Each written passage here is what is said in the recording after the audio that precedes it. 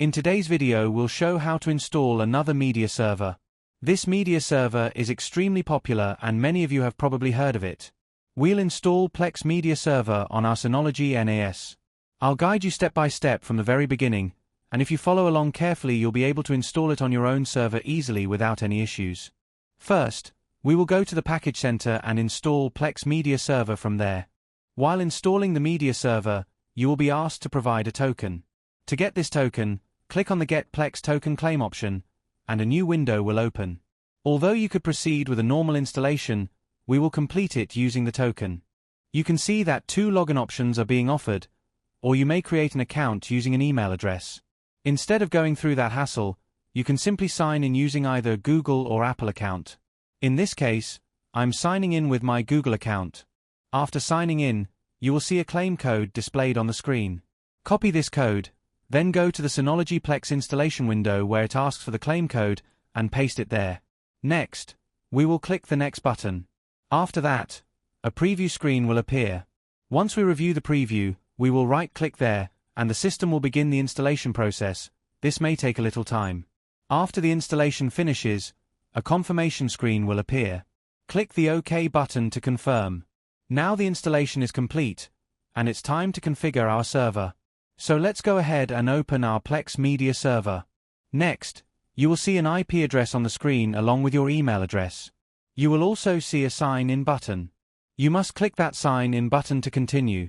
Important!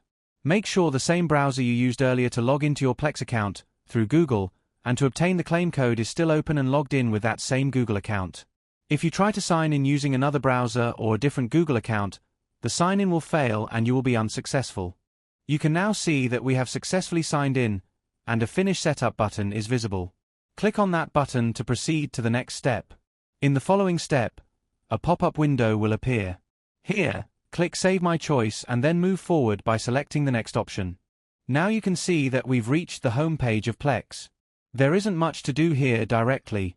Our main task is to add our media files, such as movies, to Plex. To do that, click on the icon with your name at the top.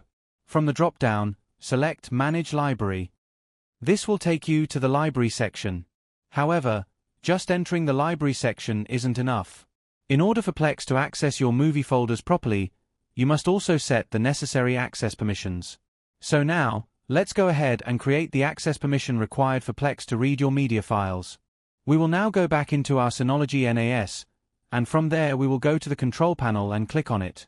Then we will click inside the shared folder, and there we will click on the drive or the folder where our movies are stored.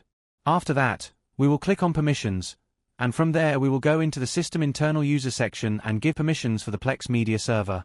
Our permission setup is now complete. Now we will go back to the Plex Media Server and add the media folder. After adding the folder, Plex will scan the directory and check whether all the movies are being listed correctly.